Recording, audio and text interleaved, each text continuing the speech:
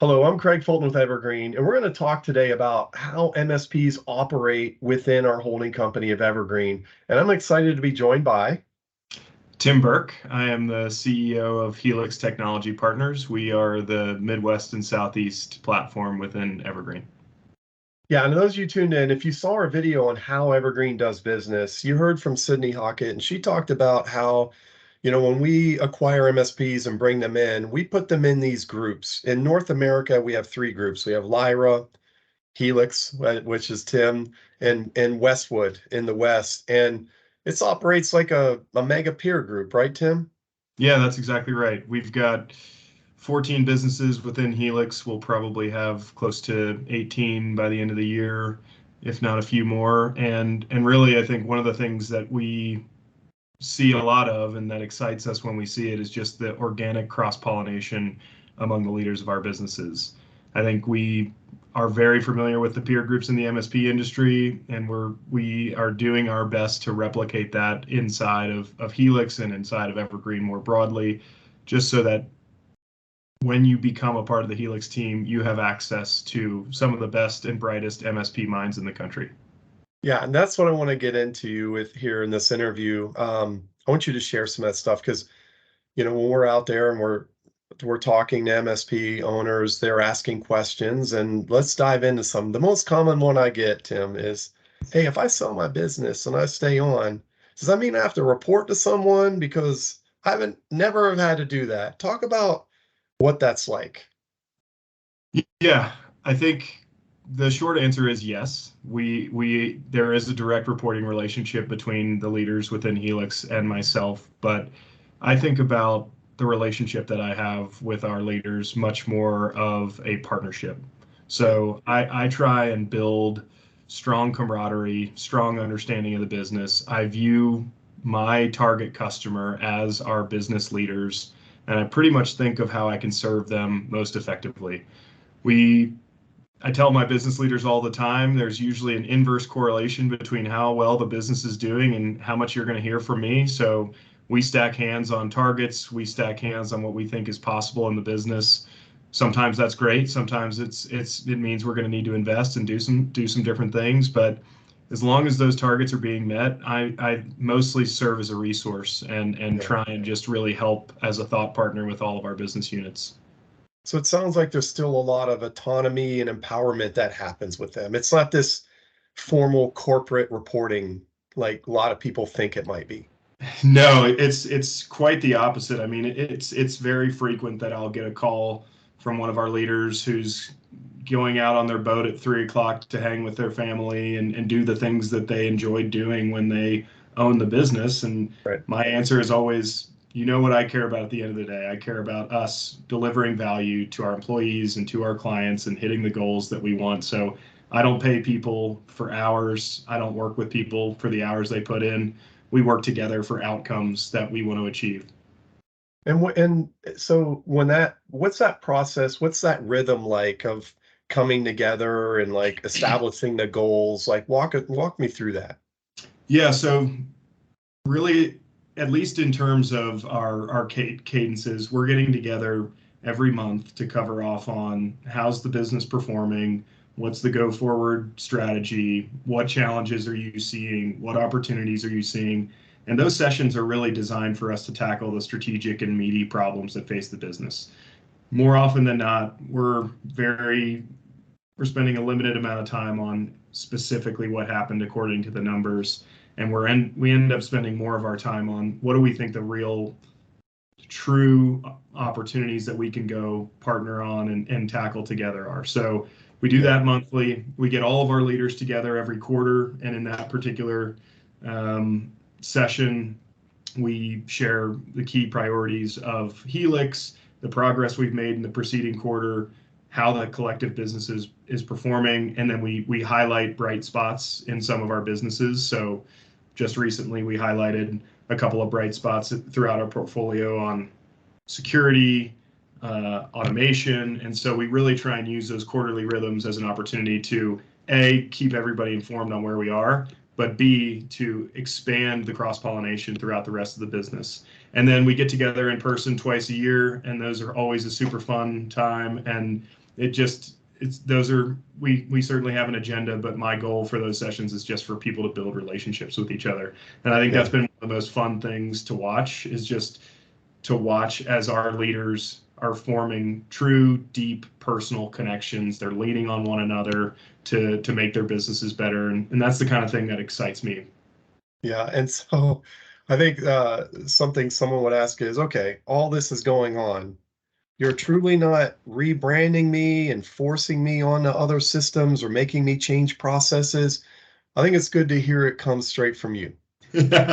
Yeah, it sometimes is a shocking reality for a lot of people when we pitch it to them, but no, I mean, we believe and we pretty intentionally try and target great MSPs, and we want to partner with great MSPs. And if we are partnering with great MSPs, why would we want to change them?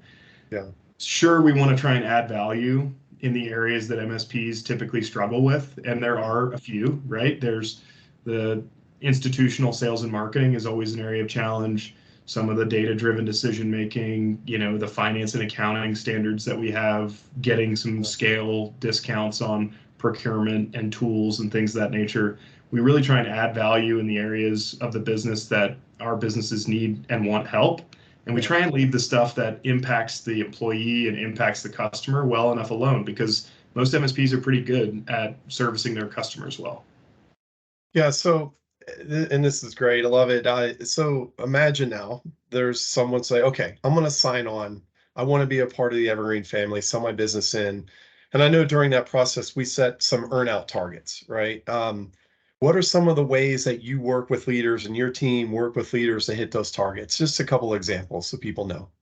Yeah. So first and foremost, our track record of paying those out is incredibly high. I want to say near 100%. There may be one that I can think of that maybe wasn't, but I think at the end of the day, we try and our goal is for the seller to walk away from their experience with Helix and Evergreen to the extent that they walk away feeling like they've gotten great value for their business and that we are going to be a good steward of that legacy moving forward.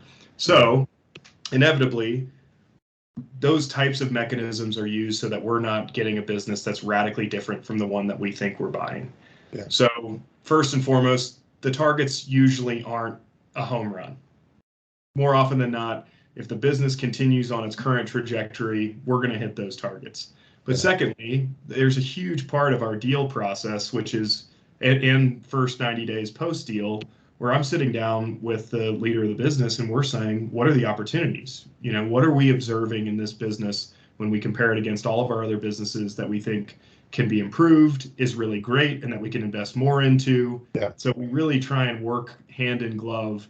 Nothing makes me more excited than to be able to pay out an earnout payment in full. Yeah. And so I push incredibly hard alongside the leaders and employees and clients of the business to do everything in our power to make that happen. And it's just like any business, goal and target. We see where we are today, we see where we need to go, and we put a plan in place to try and get there. Yeah. And yeah, and in another video, we were talking to Jake Gregorich, and he shared, and Sydney did, and how Evergreen does business, talked about, we have methods, and you have methods of controlling costs, buying power, and leveraging things across the company. So let's get into the last thing I want to talk to you about, and this one always comes up, so it's almost like I'm saving the best for last. There's really a few things an owner can do, right? It's like, hey, I sold the business, I'm out of here. Or number two, like, you know what, I'll stick around during the earnout period, then I'll go. Or it's like, oh no, I'm staying on. I want to help grow this thing. So, what have you seen, and then what happens if someone does leave to ensure that things keep moving on?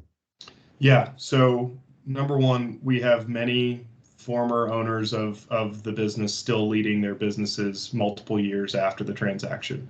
Yeah. And I would say that the number one contributing factor that is going to allow that to be successful is for us to align on the expectations of the future. So that doesn't mean we're going to be unreasonable. It doesn't mean we're going to try and double a business overnight. But I think in order for a seller to be successful post close, if they want to stick around, we just need to make sure that we're aligned on what the goals are and that we are going to push toward that. And the sellers who have done well in Helix are mostly the people who not only want those expectations, but they want the accountability that comes along with those expectations. And they want to actually add value throughout the rest of our portfolio. And there's a Yeah. handful of people that I could mention who are in that boat, and they're all amazing.